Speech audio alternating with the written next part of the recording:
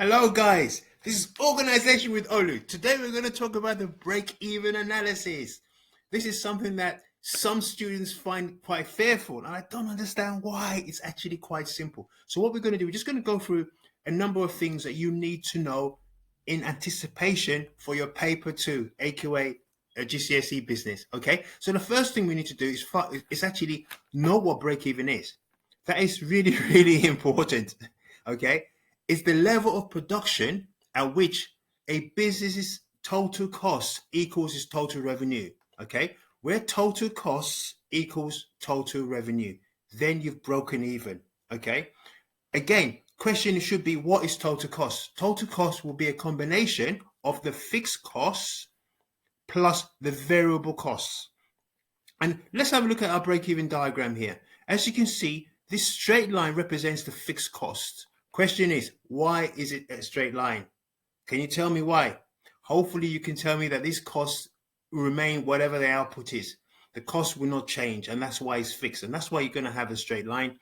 And then the line in purple here will be the variable costs. So obviously fixed cost plus variable costs will give you your total costs. Okay, we'll give you a total cost, which represents here. Okay, you can see a total cost here, and you can see the total revenue here.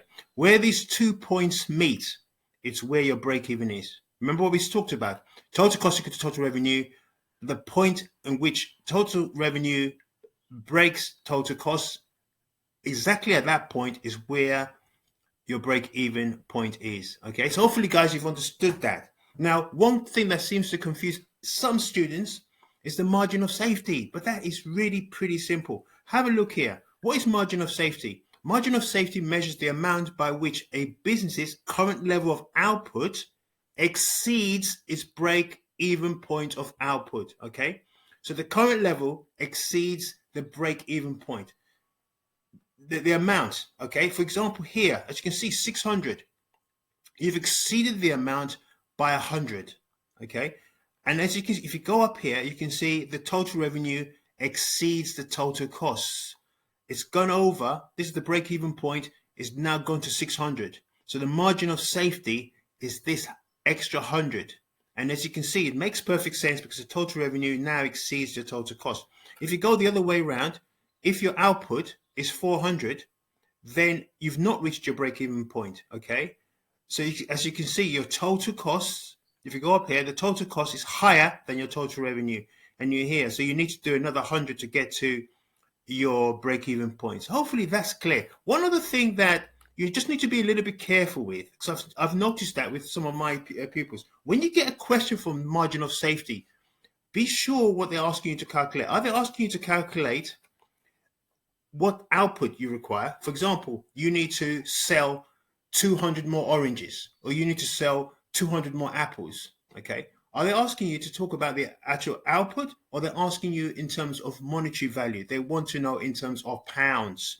How far are you in terms of pounds? If you work out price times quantity and you find out your total revenue, are they asking you to calculate in pounds your margin of safety? Normally, to be honest with you, it's normally the actual quantity. So just bear that in mind, because sometimes some students start trying to work out their margin of safety in monetary value, such as pounds, when they should be saying the break-even point or the margin of safety is 100 oranges. So you've done.